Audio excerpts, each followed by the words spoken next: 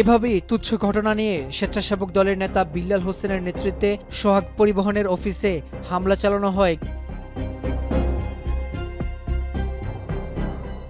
ধারালো অস্ত্র দিয়ে কুপিয়ে জখম করা হয় সোহাগ পরিবহনের মালিকের ছোট ভাই, গাড়ি চালক ও কর্মচারীদের।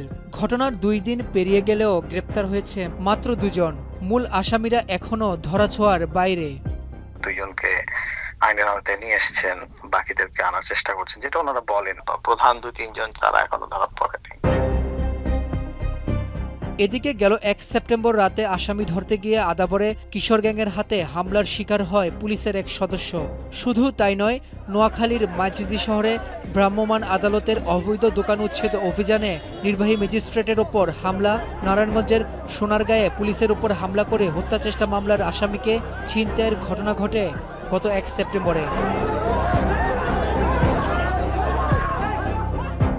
গেল 6 মাস ধরে রাজধানীসহ সারা দেশে বিভিন্ন অপরাধের মাত্রা বেড়েছে ব্যাপক।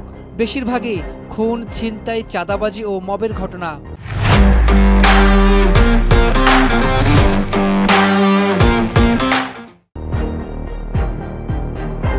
ঢাকা মহানগর পুলিশের তথ্য বলছে, রাজধানীতেই গেল 6 মাসে খুনের ঘটনায় মামলা হয়েছে 121টি, ডাকাতির ঘটনায় 33টি, ছিনতাই 248টি এবং চুরির ঘটনায় মামলা হয়েছে 1068টি। পুলিশের এই হিসেব অনুযায়ী রাজধানীতে প্রতি মাসে গড়ে 20 জনের মতো খুন হচ্ছে। হত্যা, ছিনতাই সহ নানা অপরাধের তথ্য গণমাধ্যমে প্রচারিত হলেও পুলিশের দাবি, এসব অপরাধ আগের চেয়ে অনেকটাই নিয়ন্ত্রণে আছে।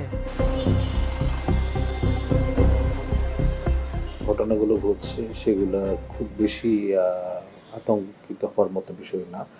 আমরা কোনো একটা ঘটনা প্রত্যাশা করি না। এ পর্যন্ত এই বছরের 6 মাসে এর চাঞ্চল্যকর যে কয়টি ঘটনা ঘটেছে, আমরা সবকটি ঘটনারই 2-1টা ব্যতিক্রম ছাড়া রহস্য উদ্ঘাটন করতে সক্ষম হয়েছে। আইন ও অপরাধ বিশেষজ্ঞরা বলছেন, অপরাধীরা রাজনৈতিক ছত্রছায়ায় থাকা, প্রশাসন নিষ্ক্রিয়তা ও সরকারের নিয়ন্ত্রণ শিথিল হয়ে যাওয়া, অপরাধ অনুযায়ী বিচার না হওয়া এসব ঘটনার কারণ। কিন্তু ঘটনা ঘটে যাওয়ার পরে আমরা তো আপনাকে এমন মেশিন দিয়েছি, টুলস দিয়েছি, উইপেন্স দিয়েছি, আপনার খাকি পোশাক দিয়েছি, আপনার গাড়ি দিয়েছি, আপনি সেটা তাদেরকে ধরবেন, গ্রেপ্তার করবেন, প্রপার ইনভেস্টিগেশনে তাদের বিচার করবেন, তাদেরকে কোর্টে দিবেন, কোর্ট প্রপার ট্রায়ালের মাধ্যমে তাদের বিচার হবে। কোথাও কিচ্ছু হচ্ছে না। যেমন পুলিশ ইনঅ্যাক্টিভ হয়ে গেছে, আগে ছিল অতি অ্যাক্টিভ, জুলুম করত, এখন ইনঅ্যাক্টিভ হয়ে গেছে, জুলুমবাজরা যত্রতত্র জুলুম করে বেড়াচ্ছে, তারা রাজনৈতিক ছত্রছায়ায় চলে গেছে। যে কোনো রাজনৈতিক দল ক্ষমতায় আসলে কিংবা কোনো রাজনৈতিক দল রাজনৈতিকভাবে অনুকূল অবস্থায় থাকলে তার একটা বড় সংখ্যক নেতাকর্মী সে মনে করে যে সে এখন যা খুশি তাই করতে পারবে। সেটা কাউকে আক্রমণ করা, কারো কোনো কিছু দখল করা, মব করা, এই প্রসঙ্গগুলোতে সে কোনো দেশের প্রচলিত যে আইন বা নিয়ম কানুনের সে কোনো তোয়াক্কা করে না। এমন পরিস্থিতিতে আইনের কঠোর প্রয়োগ না হলে আগামী কয়েক মাসে আইন শৃঙ্খলা পরিস্থিতি আরও অবনতি হতে পারে বলেও আশঙ্কা করছেন বিশেষজ্ঞরা। রাব্বি হোসেন, এখন, ঢাকা।